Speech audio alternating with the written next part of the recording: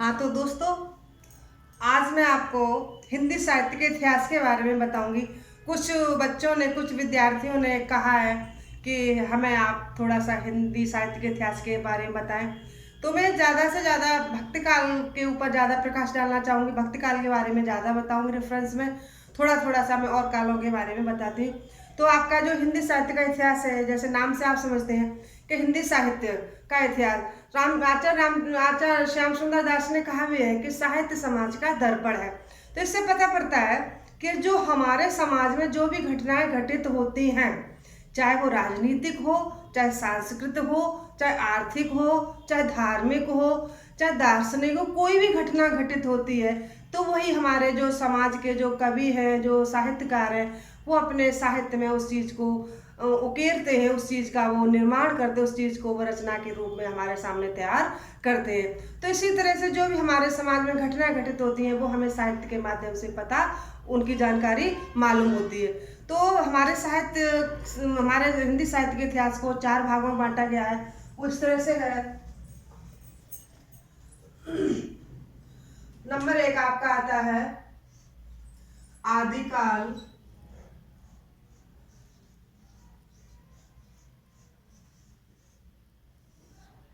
Number 2 भक्ति काल।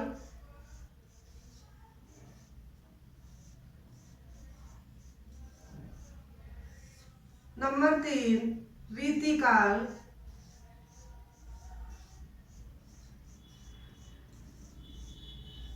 और नंबर 4 आपका आधुनिक काल।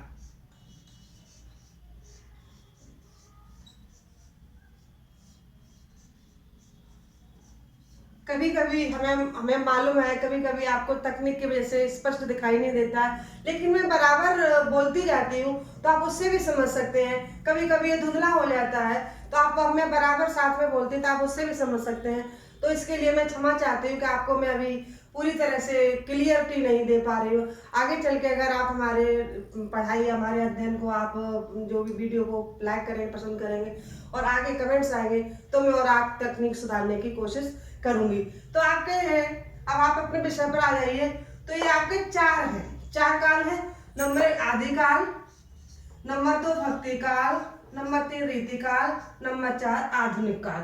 तो प्रश्न आता है हिंदी साहित्य के इतिहास को कितने भागों में विभाजित किया गया है? तो आप बता सकते हैं 4 भागों में विभाजित किया गया है। आदिकाल, भक्ति काल, रीति काल और आधुनिक काल। तो जैसे आदिकाल का प्रश्न आता है, आदिकाल का दूसरा नाम बताइए। तो आदिकाल के दूसरे नाम है जैसे वीर गाथा काल,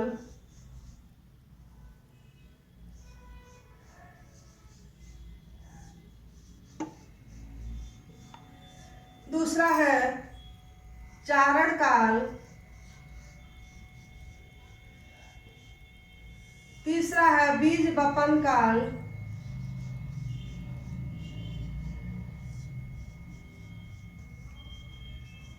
आपको नाम से पता पड़ता है वीर गाथा काल। वीर गाथा वीरों की, वीर योद्धाओं की गाथाओं का था। वीर जो उस समय, जो कहना चाहिए, जो युद्ध में थोड़ा सा इस पर प्रकाश डालना चाहती हूँ। वीर गाथा काल का नाम वीर गाथा काल क्यों पड़ा? तो वीर गाथा काल में जो भी रचनाएं लिखी जाती थी वो एक किसी कक्ष में बंद होकर के नहीं लिखी जाती, किसी कमरे में बंद होकर के नहीं लिखी जाती, किसी लाइब्रेरी में बैठ करके नहीं लिखी जाती थी। वो रचनाएं बिल्कुल सामने युद्ध में जाकर के लिखी जाती। जैसे पृथ्वीराज के जो मित्र थे चंद्रबरदाई, तो अगर कलम के जगह उनको तलवार की जरूरत पड़ती थी तो तलवार से भी वहाँ पर कार्य करते थे, तलवार से युद्ध करते थे। इसलिए जो वीर गाथा काल की जो रचना सारी, उनकी विशेषता देखिए तो बिल्कुल सजीव वर्णन मिलता है। कोई भी हम रचना पढ़ते हैं तो ऐसा लगता है हमारी वाणी में, हमारे शरीर में एकदम ओज आ जाता है। एकदम ऐसा लगता है कि जैसे हम ही युद्ध के मैदान में खड़े होकर के तलवार इत्यादि चला रहे हैं। तो एक इसमें उदाहरण भी 1-2 है। जैसे है तो वीर गाथा काल के मुख्य विषय युद्ध क्यों होते थे? उस समय सिर्फ एक यही ध्येय था कि जर जोरू जमीन, कि जिसकी जमीन अच्छी लगी वो जाकर के युद्ध के द्वारा जमीन जीत ली, राज्य अच्छा लगा, राज्य जीत लिया, किसी की स्त्री सुंदर लगी, किसी कन्या सुंदर लगी तो उसको जबरदस्ती उसको छीन करके ले आते थे, युद्ध में जीत करके ले आते थे। एक उदाहरण भी है कि जिस घर देखी सुगर महरिया तागर धरो भरो ना जाए। तो जहां पर भी सुंदर स्त्री देखी और वहां पर पहले तो संदेशा भेजते थे, अगर कोई संदेशा एक्सेप्ट नहीं करता था, स्वीकार नहीं करता था, तो युद्ध के द्वारा उसको जीत लाते थे। या दूसरा एक उदाहरण भी मैंने पढ़ा है कि 12 वर्ष नु कुकर जीवे, 14 वर्ष नु जिये जिसियार, और वर्ष 18 क्षत्रिय जीवे आगे जीवन को धिक्कार। यानी इस उदाहरण से पता पड़ता है कि उस समय के जो योद्धा थे, जो वीर थे, जो उत्तराधिकारी होते थे, उनका ध्येय सिर्फ युद्ध करना होता था, जर जोरू जमीन हड़पना होता था। एक इसी यही कारण वीर गाथा काल की रचनाओं पाया जाता है। या वीर वो उस समय जो वीर गाथा आदिकाल का जो भी इतिहास था उसमें से युद्धों का वर्णन प्राप्त होता है। और उसकी जो भाषा थी वो डिंगल पिंगल थी, जिसमें एकदम ओजत्व वाले, द्वित्व गुण वाले भी शब्द पाए जाते थे, और कहना चाहिए कि बिल्कुल युद्धों का सजीव वर्णन होता था। ये उस समय की वीर गाथा काल की विशेषता के बारे में थोड़ा सा मैंने प्रकाश डालना चाहा। अब आपका आता है भक्ति काल। भक्ति काल का है, देखिए चारण काल इसलिए कहा गया था कि चारण जो भाट इत्यादि जो राजाओं के दरबार में जो कवि होते थे, पहले आश्रयदाता कवि, आश्रय वाले होते थे, तो चारण लोग इत्यादि थे, इसलिए उसका चारण काल भी रखा। बीज बपन इसलिए रखा कि सबसे पहले इसका नाम पड़ा आदि का, इसलिए उसका बीज बपन नाम भी पड़ा। अब आता है आपका स्वर्ण। भक्ति काल को स्वर्ण युग भी कहा गया है। दूसरा मध्य काल भी बोला गया है। तो प्रश्न आता है स्वर्ण युग कौन से काल को कहा गया है? तो स्वर्ण युग आपके भक्ति काल को कहा गया है। मध्य काल इसलिए कि बीच का काल माना जाता है, इसलिए इसको मध्य काल कहा गया है। फिर आता है रीत काल को श्रृंगार काल भी कहा गया है।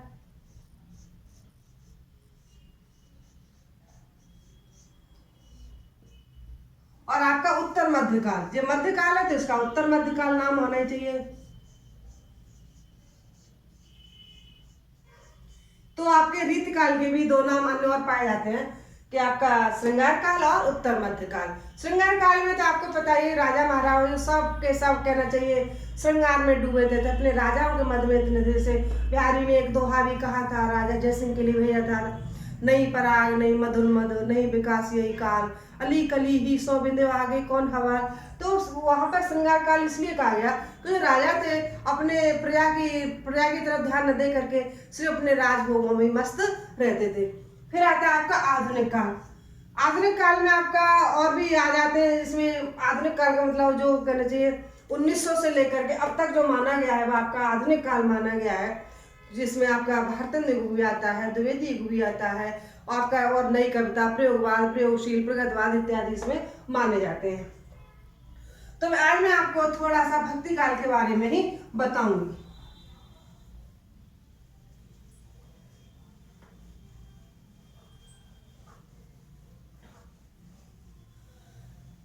भक्ति काल डायग्राम के द्वारा मैं बताना चाहूंगी, इससे आप लोग बड़ी आसानी से समझ जाएंगे।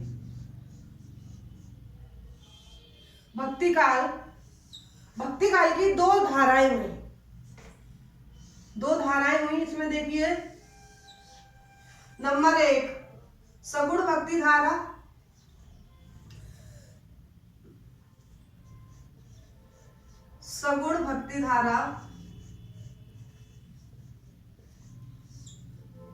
नंबर इधर था आपका निर्गुण भक्ति धारा।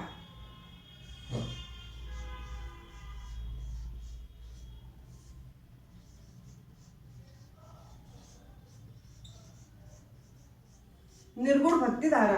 तो देखिए ये आदि काल के बाद भक्ति काल क्यों पड़ा, इसके बारे में भी थोड़े से शब्दों में बताना चाहूंगी। कि एक मैं सामान्य सी बात बताना चाहती हूँ कि हमारे परिवार में एक मैं पूरे वसुधैव कुटुंबकम की तरह से न लेकर के एक छोटा सा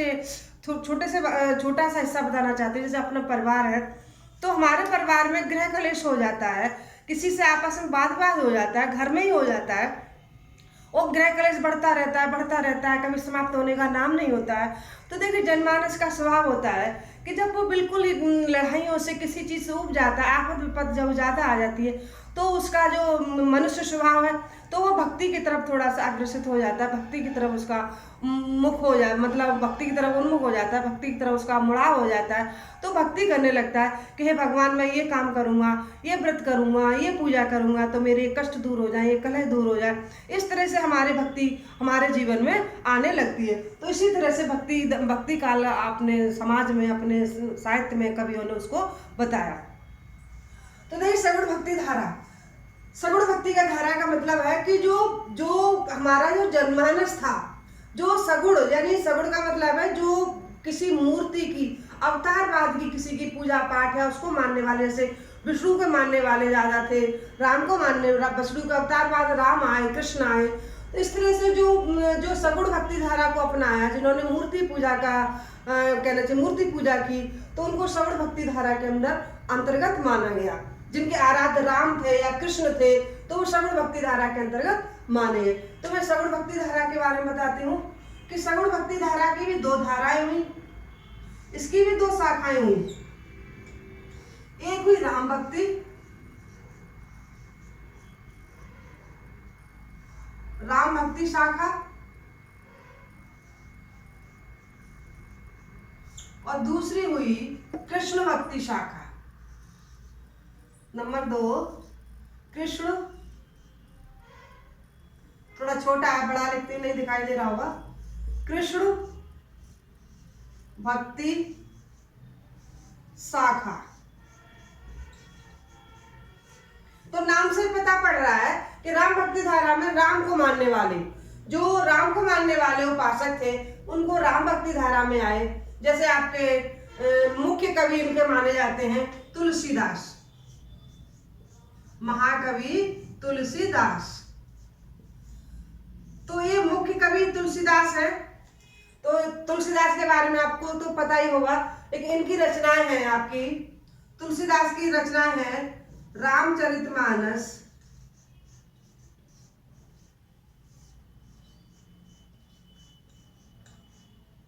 आपने नाम सुना होगा, दिखाई भी दे रहा होगा, और फिर मैं जोर से बोलती हूँ जिससे आप लोगों को पूरी तरह से दिखाई सुनाई दे। रामचरितमानस विनय पत्र का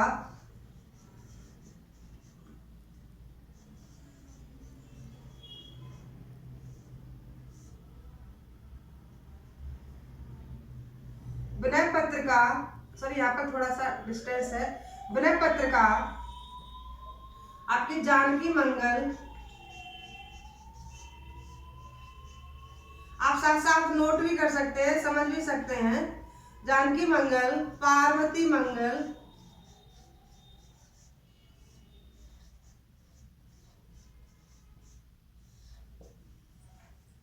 रामलला, नहचू, फिर है आपका दोहावली,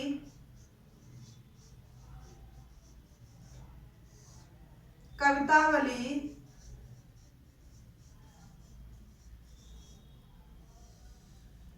आदि। आदि में आपने जैसे कई बहुत सारी रचना लिखी है, रोग आदि मुक्ति से पाने के लिए आपका प्रश्न दोहावली भी है, और कह रहे जैसे राम आपने हनुमान चालीसा इत्यादि है, वो इन्हीं की तुलसीदास की ही रचनाएं हैं। तो देखिए इनकी जो रामचरितमानस है, आपने सुना होगा रामचरितमानस को 5वां वेद माना गया है। जैसे आपके 4 वेद है ना, ऋग्वेद, यजुर्वेद, सामवेद, अथर्ववेद, ऐसे इसको 5वां वेद माना गया है। हमारे जो भारत में है, या भारत में क्या विदेशों में, रामचरितमानस को इतना मुख्य माना है कि कहना चाहिए जो मनुष्य के जो जितने भी कोई परेशानी है, कुछ भी है, तो रामचरितमानस को इतना आराध्य के रूप में माना गया है। प्रत्येक हिंदू के यहाँ जहाँ तक ऐसा भी कि पूजा घर में रामचरितमानस पाया जाएगा, कि कोई भी कार्य की पूर्ति करनी तो रामचरितमानस कराते हैं। मतलब बहुत ज्यादा इसको महत्ता दी गई है, क्योंकि इसको पंचम वेद भी माना गया है। और रामचरितमानस की जो भाषा है, दोहावली और दोहा और चौपाई और छंद और श्लोकों में इनका इस रामचरितमानस लिखा गया।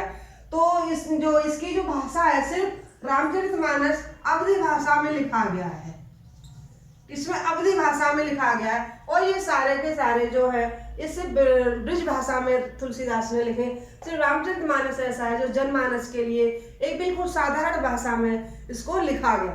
तो ये आपका रहा सगुण भक्ति के रामचरित तुलसीदास का पूरी की पूरी रचना है। और देखिए जो रामचरितमानस है जो आपका उधर आएगा, तो जी रामचरितमानस जैसे पद्मावत को पहला माना है, रामचरितमानस दूसरा महाकाव्य माना गया है। तो ये आपके आपके राम भक्ति धारा के प्रमुख कवि कौन से हैं? तुलसीदास है। और ये सारी रचनाएं जैसे दोहावली किसकी रचना है तो आप बता सकते हैं तुलसीदास की है। कवितावली किसकी है? तुलसीदास की है। विनय पत्रिका किसकी है? तुलसीदास की मानिए। अब आता है कृष्ण भक्ति धारा। कृष्ण भक्ति धारा के मुख्य कवि है सूरदास।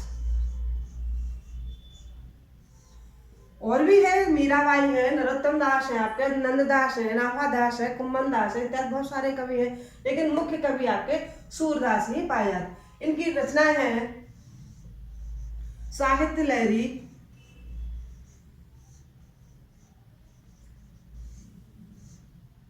साहित्य लोचन,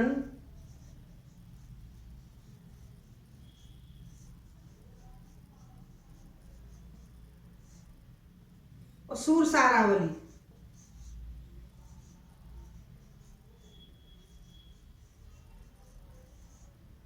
सूर सारावली सूरदास की रचनाएं ब्रज भाषा में लिखी गई है। प्रश्न है कि साहित्य लहरी किस भाषा में लिखा गया है, तो आपकी ब्रज भाषा में लिखा गया है। साहित्य लहरी को कहना चाहिए भागवत का जो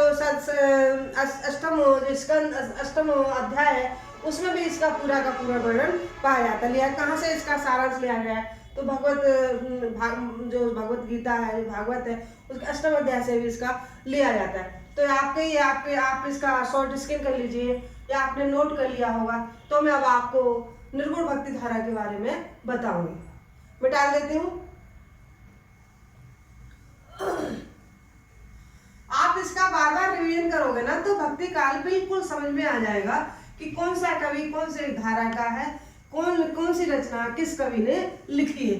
अब आपका आ जाता है निर्गुण भक्ति धारा। अब निर्गुण भक्ति धारा में भी दो शाखाएं हुई हैं आपकी। हम किसको समझा रहे हैं? निर्गुण भक्ति को। तो सबसे पहले आपका आता है ज्ञान मार्गी शाखा।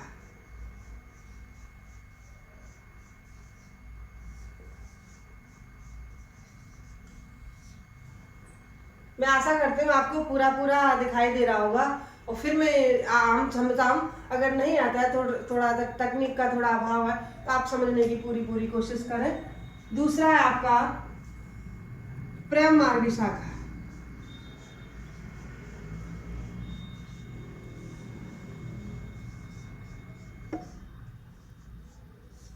तो नाम से पता पड़ रहा होगा ज्ञान मार्गी शाखा में ज्ञान के द्वारा उन्होंने निर्गुण ब्रह्म को प्राप्त करना चाहा होगा। और ज्ञान मार्ग की धारा को मानने वाले संत थे।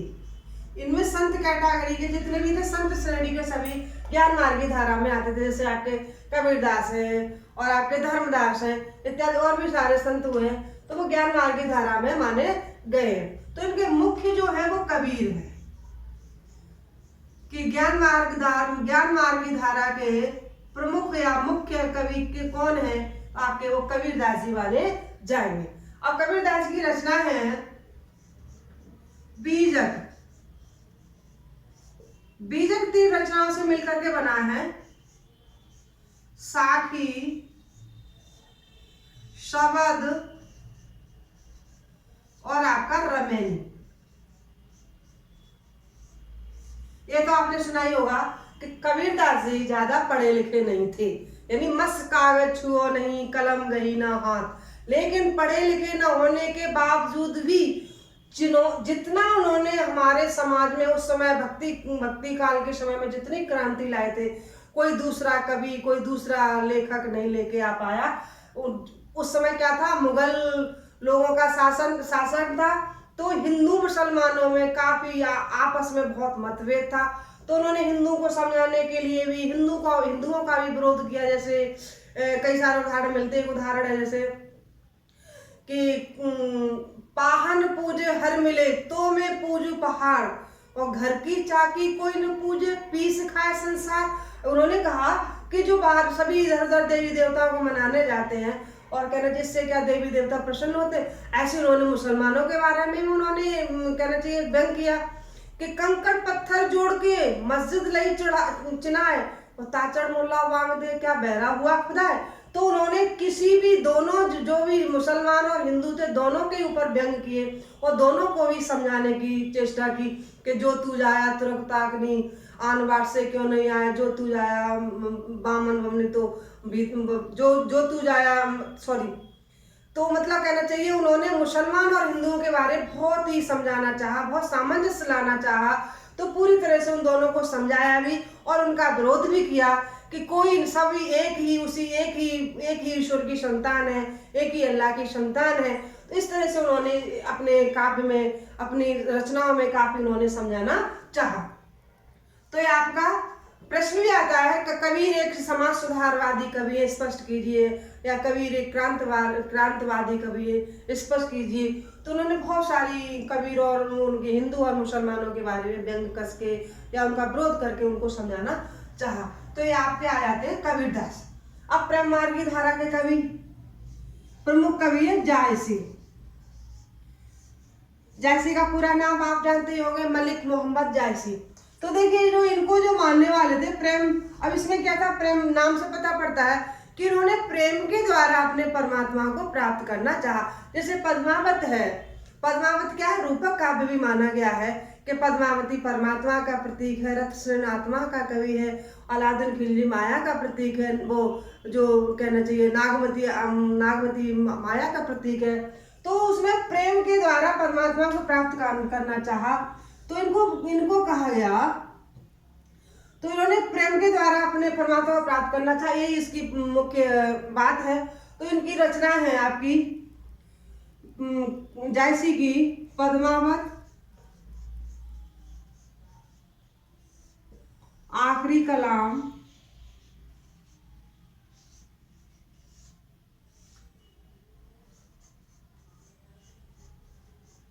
और अखरावट।